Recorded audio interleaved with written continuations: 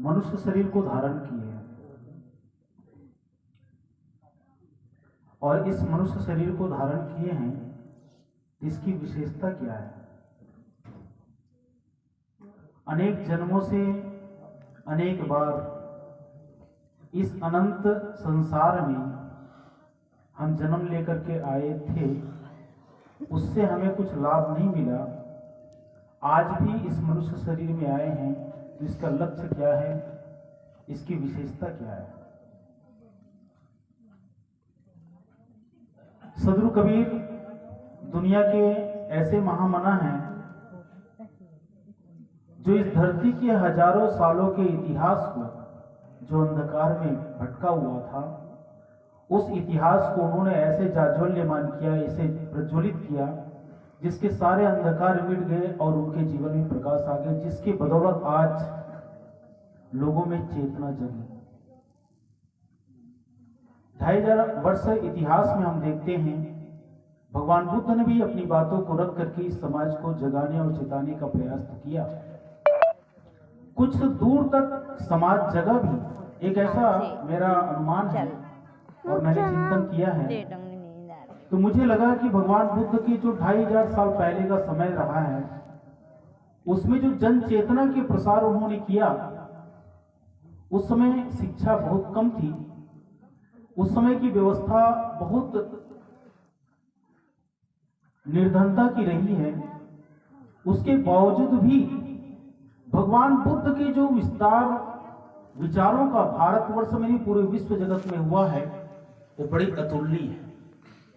मैं कई बार बड़ा चिंतित हो जाता हूं इस बातों को लेकर के कि आज भारतवर्ष ही नहीं पूरे विश्व में शिक्षा की सीमा काफी आगे बढ़ी है और शिक्षा की सीमा आगे बढ़ने के बावजूद भी आदमी के जीवन में अज्ञानता, मूर्खता, मूर्खता और नाकामीपन वो बहुत ज्यादा दिखाई पड़ने लग जाते हैं। आज हम जिस शिक्षा आदमी के जीवन में संस्कार का बहुत अभाव अवस्था दिखाई पड़ता है। शिक्षा स्कूल की नहीं, शिक्षा वास्तविक में भगवान बुद्ध ने 2500 साल पहले देकर के समाज को कम से कम हजारों साल तक संस्कारित व्यवस्था में रखे, वो है शिक्षा। उस समय ऐसे गांव के गांव भगवान बुद्ध के विचारों से संस्कारित होकर के अपने जीवन को सुंदर बनाते थे। आज गांव के गांव शिक्षित है, लेकिन एक भी व्यक्ति संस्कारी गांव में नहीं मिलते। बड़े दुर्भाग्य की बात है। सदगुरु कबीर जैसे महामना इस धरती पे आए, रविदास जी महाराज जैसे महामना आए, गुरु नानक देव जैसे महामना आए, और सबसे पहली बात तो आपको बताऊं, अभी कोई ज्यादा दिन नहीं हुआ है।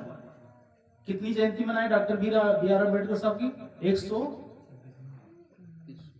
130-32 वर्षगांठ मनाए हम उनकी जयंती मनाए हैं, और अभी उनकी परिनिर्वाण का टाइम कुछ ज्यादा दिन नहीं हुआ है।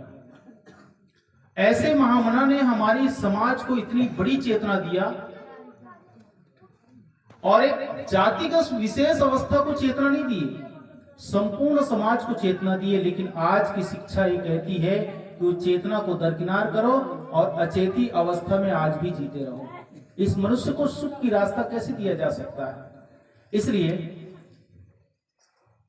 हमें आप सबको मनुष्य का जो शरीर मिला है, जीवन मिला है, सुनहरा अवसर आज प्राप्त है। ये अवसर फिर पुनः मिलने वाला नहीं।